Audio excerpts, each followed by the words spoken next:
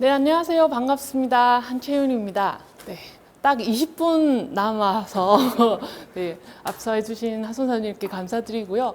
저의 제목은 현장에서 길을 찾다라고 되어 있는데 이 제목을 단 이유는 NPO 센터에서 진행하는 것이기도 하고 신청을 하신 분들 중에 단체 활동가 분들이 많다고 하셔서 그냥 활동가들에게 이야기하겠다라고 하는 걸 아예 목표로 잡았습니다. 여기서 현장이라고 하는 것은 지금 현재 단체에서 활동하고 계시고 있는 그것을 현장이라고 생각을 한 거고요. 그리고 왜 저한테 이 강의를 맡기셨을까를 생각을 했을 때 이제 그런 느낌을 받았어요. 한국 사회에서 혐오 하면 또 성소수자 아닙니까? 그러니까 혐오를 가장 많이 받는 주제 그리고 당사자로서 그걸 활동을 하면서 혐오의 생각을 되게 많이 했을 텐데 그리고 20년 넘게 활동하면서 어쨌든 계속 혐오에 대항했을 텐데 그러면 뭐가 좀 있지 않겠냐라고 하는 전제. 그래서 그 전제에 제가 동의하지는 않지만 그 기대에 부응은 해야 되겠다라고 생각을 해서 일단 이것이 성소수자 인권 활동을 한 것에 맞춰져 있다면 제가 지나치게 주제를 넓히는 것보다 성소수자 인권 활동가로 하면서 느꼈던 것 그리고 그 활동하면서 어떤 방식으로 여기에 대항할까 생각했던 것들에 대해서 좀 이야기를 전해드리겠다라고 해서 잡아서 전체적으로 강의는 성소수자 혐오 중심으로 짜여져 있습니다. 그리고 웃으면서가 인상적이라고 해주셨는데 사실 저 말은 안 웃으면 어쩔 거냐. 웃으면 복도 온다는데 사실 뭐 찡그리면서 화내면서 싸울 수도 있긴 있는데요. 일단 싸우는 사람들은 자기 건강도 되게 중요시 여겨야 해서 끝까지 싸우려면 내가 건강해야 되니까 웬만하면 좋은 건 좋게 가자라는 차원에서 웃는 게 일단 제일 낫다라고 하는 웃으면서이고요. 혐오에 끝까지 대항하자라고 하는 부분은 혐오는 차별은 없어지지 않을 거다라고 하는 걸 우리 모두가 알고 있는 상태니까 사실 혐오와 차별에 저항하는 가장 기본적인 것은 그래도 너보다 1초는 더 뒤까지라고 하는 마음으로 그냥 끝까지 싸운다라 할 수밖에 없어서 그걸 다시 한 번 더 좀 강조하는 차원에서 제목을 만들어 보았습니다. 제가 넘어간 걸까요? 네.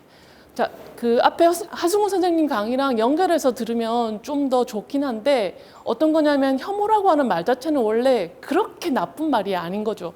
인간에게 혐오란 오히려 필요하다라고 또 이야기를 합니다. 우리가 똥을 혐오한다라고 할 때 그 똥을 혐오한다고 지금 우리가 얘기하고 있는 혐오는 좀 다르잖아요. 그러니까 혐오를 통해서 똥이나 더러운 것이 있으면 사람이 피하게 되어서 이것이 위생에 대한 관념을 길러주니까 필요하다라고도 얘기를 하는데 지금 우리가 걱정하는 건 혐오가 활용되고 있는 것 그리고 사람들이 거기에 거의 빨려 들어가듯이 계속 자기도 모르게 계속 하고 있는 것 왜 이렇게 혐오가 잘 쓰이고 있는가라고 하는 차원에서는 그 혐오의 활용이라고 하는 부분이 어떤 게 두 가지 특징이 있는데 혐오를 하면 위로받아요. 내가 네. 남에게 막 이렇게 무슨 이렇게 우리가 혐오하는 것들을 하면서 왠지 쟤보다는 내가 좀 나은 것 같거든요. 그래서 나는 그래도 장애인은 아니니까, 나는 그래도 동성애자는 아니니까 이런 방식으로 그래서 혐오하면서 자기도 모르게 내가 그래도 쟤네들보다는 덜 열등해라고 하는 것에 위로를 받는 것이 있으니까 혐오를 유용하게 하시겠죠. 또 하나는 뭐가 있냐면. 사람이 가지고 있는 이 불안과 두려움이라는 것이 있기 마련인데 이 불안과 두려움을 혐오를 하면 좀 해소가 돼요. 네.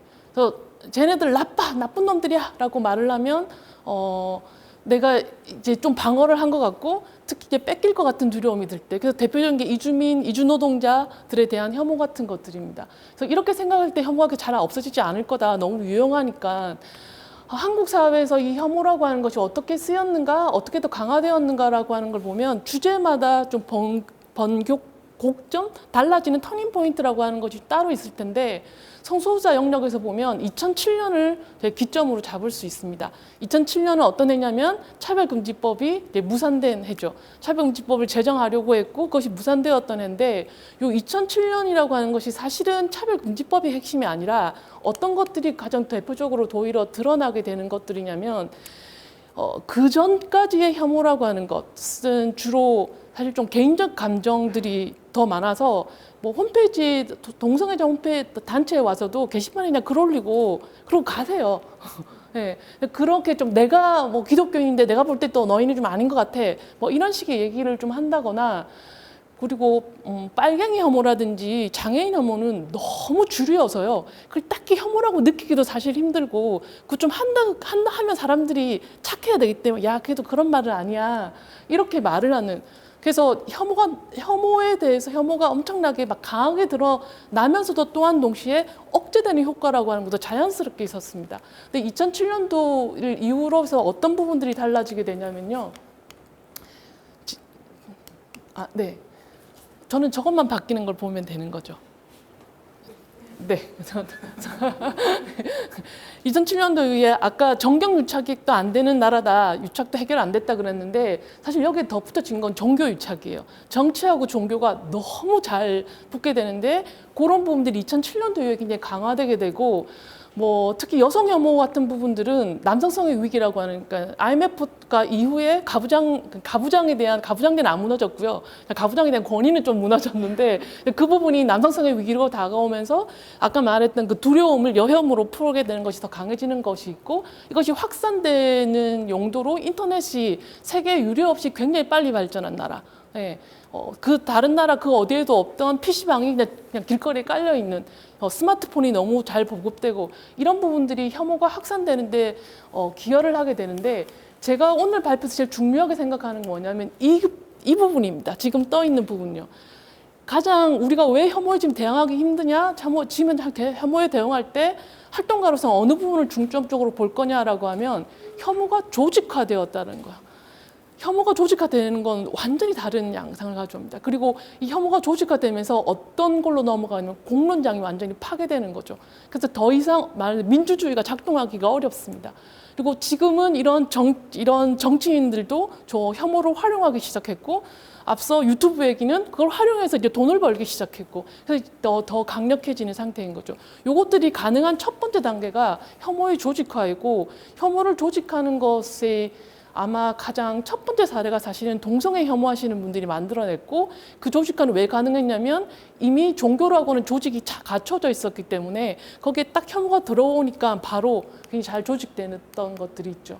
뭐 그 증거들을 좀 몇 가지를 가져왔습니다. 제가 2000년 제가 운영했던 그 동성애자 커뮤니티 사이트가 있는데 버디친구닷컴이라고 하는 곳이었고요. 이 사이트의 동성애자 커뮤니티에는 사람들이 와서 글을 좀 곧잘 올렸거든요. 거의 2달에 한 번씩 와서 글을 올립니다. 그래서 하도 많이 올리길래 그냥 어떻게 했냐면 제가 동성애 트집 잡기라는 게시판을 따로 만들었어요. 트집 잡으시려면 여기다 올리세요 라고 이렇게 게시판 설명글 달아서 했더니 정말 저기다가만 올리시는 거예요.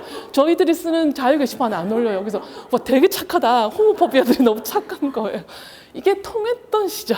네, 실제로 여성 사이트들에도 그 휴지통이라고 하는 게시판 달았더니 여자 욕은 그 게시판에서만 사람들이 했다라고 하는 그런 강연도 있었는데 이런 식의 일들이 있었습니다. 근데 그게 달라지게 된 거죠.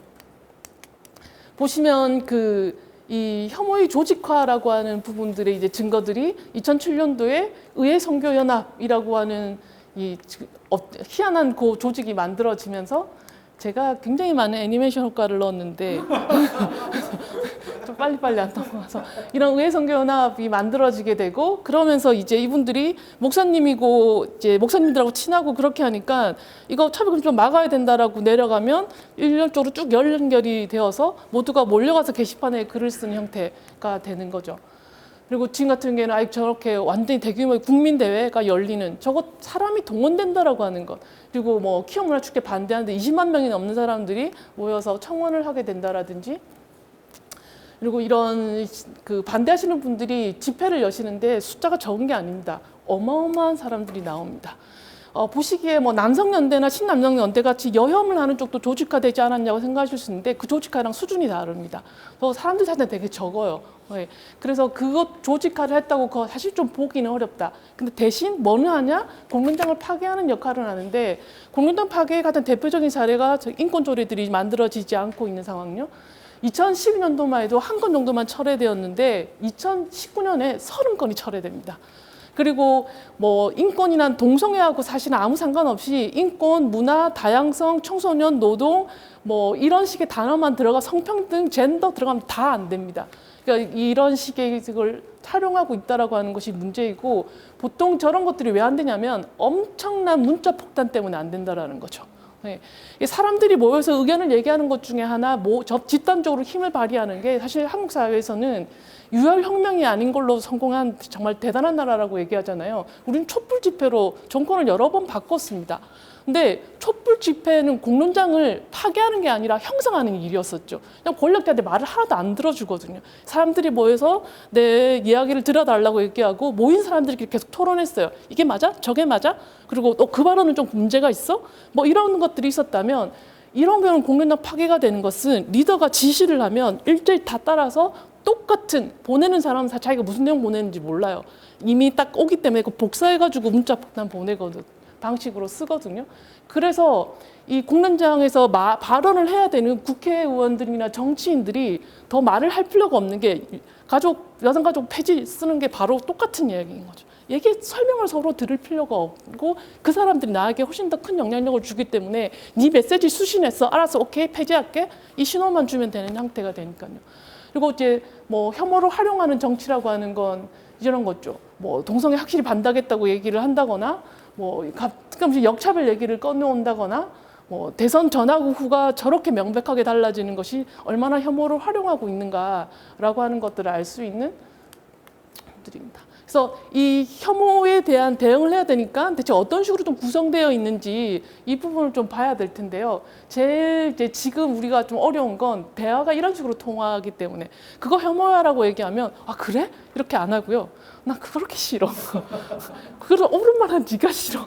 그래서 싫다. 그래서 이 싫은 것, 이 말 자체가 이미 혐오로 시작되는 거예요. 그래서 처음에 사람들이 그런 말 하면 안 된다 그랬는데 하다니 놀라운데 되게 자극적이고 재밌는데 돈이 되고 사람들이 몰리고 그럼 저 사람은 비판 받는데도 저 얘기를 해주네?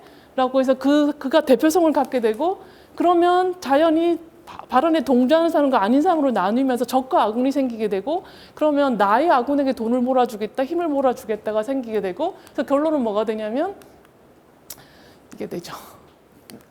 혐오할 자유를 달라.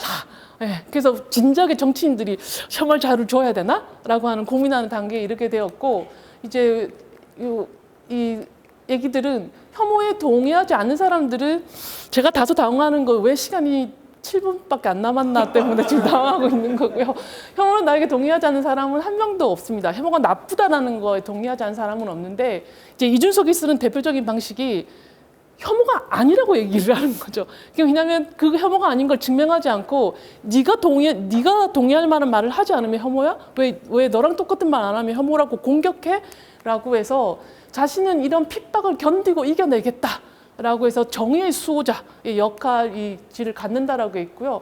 또 하나는 뭐냐면 이런 방식이요. 차별은 나쁘다라는 건 다 동의합니다. 이렇게 말해요. 근데 그게 옛날이잖아. 지금은 좀 괜찮아졌잖아. 이 정도 괜찮아진 것만 해도 어딘데 여기서 욕심을 더 부리는 건 이기적이지 않아? 괜찮아졌기 때문에 사실 잃어버린 사람들이 있으니까 지금 나는 역차별 받고 있어.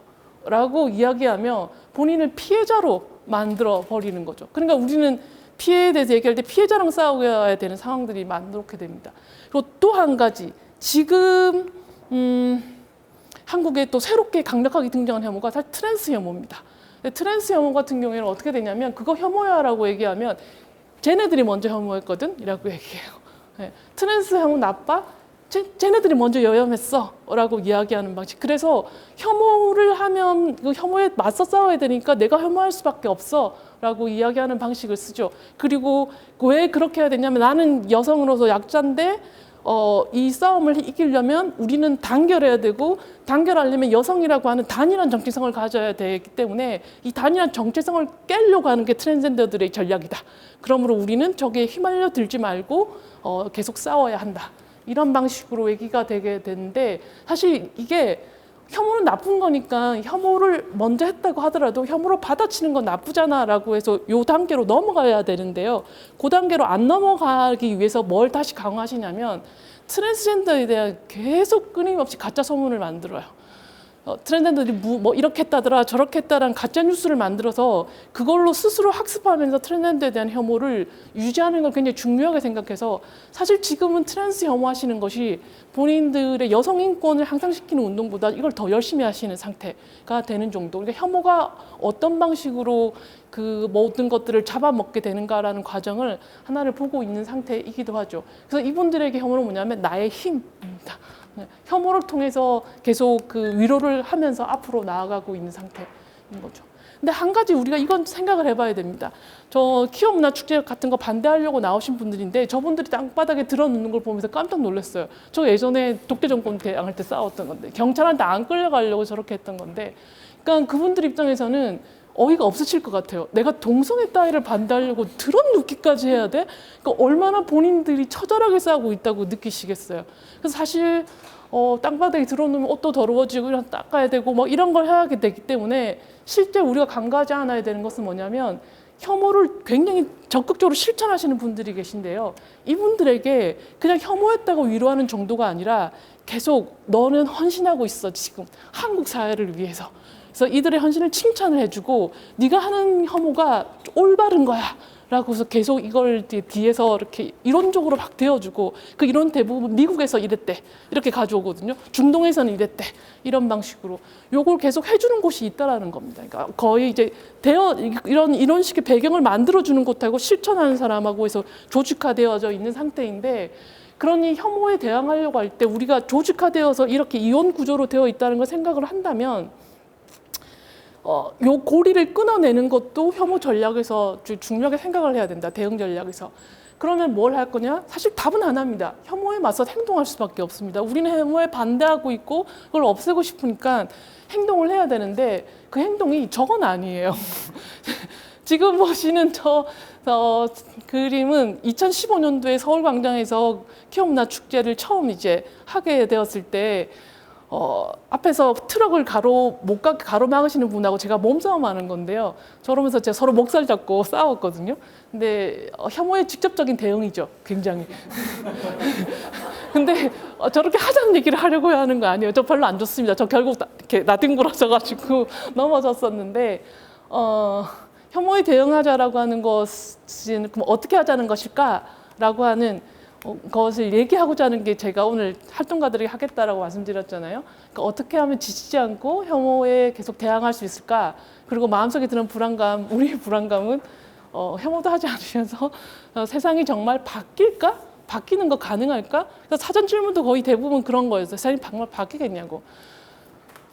저도 그런 질문 많이 받았거든요. 어떻게 활동하시냐고. 제가 드린 답변은 저는 제가 살아있는 동안에 세상 바뀔 거라고 기대 안 해서 운동할 수 있다고.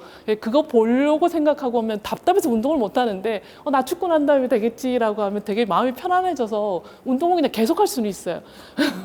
그래서 우리가 어떻게 세상을 바꿀 수 있을까라고 하는 거에 그냥 대안을 제시한다는 건 결코 쉬운 일이 아닌데 쉽지 않기 때문에 그냥 두 가지 정도를 말씀드리려고 합니다. 성소수자 인권 운동하는 사람들이 좀 익힌 것이라고 한다면 저는 키움 문화축제, 키움 퍼레이드 저 방식이 유용한 방법이라고 생각합니다. 보시면 지금 저쪽에 잔뜩 모이는 사람들이 혐오 세력이에요. 그리고 광장 안에 있으신 분들은요. 일단 혐오하든 말든 나는 키움 퍼레이드 갈 거야 라고 오신 분들하고 혐오한데 가자. 혐오하지 않는 사람도 있다는 걸 보여주자. 혐오를 받고 있는 친구들을 위로해주자. 그래서 오신 분들이거든요. 그래서 지금 저 광경 대치하고 있는 요 광경을 보신다면 한국 사회의 혐오와 반혐오, 혐오의 저항이 이런 정도의 장면을 만들어내는 게 없죠. 저렇게 바로 옆에서 대항하고 있는 장면은 퍼레이드 말고 좀 보기가 힘듭니다. 이 정도 규모로. 그래서 사람들이 계속 웃으면서 한다는 건 어쨌든 저 키어 퍼레이드는 혐오 나가라라고 외치려고 온 게 아니라 너는 혐오해, 난 사랑해. 그럼 나 오늘 되게 즐거워. 그리고 혐오를 받아도 난 내 존재가 아름다워. 이 말을 하려고 모인 분들이거든요. 그래서 이런 방식의 운동, 그러니까 혐오에 대항한다는 것을 혐오하는 사람 찾아가서 그에게 뭔가를 하는 것이 아니라 우리가 그들 보란 듯이 뭔가에 더 행복하고 잘 지내는 모습들을 보여주고 그걸 서로 으쌰으쌰 할 수 있는 용기를 불어넣어 줄 수 있는 어떤 것들을 행사를 기획하는 것, 그런 장을 만들어내는 것, 그게 활동가들이 할 수 있는 일이지 않을까라고 생각을 하고요. 또 하나는 LI라고 하는 캠페인 방식이 있는데 LI라고 하는 이 캠페인은 제가 속해 있는 비욘드 무지개 재단에서 하고 있습니다. 사실 2016년도부터 해서 꽤 오래되었는데 제가 올해 강의 준비하면서 되게 좋은 캠페인을 하고 있었잖아. 정말 더 잘해야겠어 생각을 하게 되었는데요. LI라고 하는 말은 얼라이언스를 줄여서 쓰는 건데 보통 성소적 운동에서 많이 씁니다. 근데 원래 성소적 운동에만 쓰는 말은 아니고 모든 영상에서 다 쓸 수 있고요. 그러니까 옹호한다, 지지한다라고 하는 건데 이것이 그냥 내가 이렇게 너 불쌍하니까 도와줄게 이런 식이 아니라 이 연대하고 협력한다라고 하는 의미에서 그냥 같이 그곳에 서겠다라고 하는 거여서요.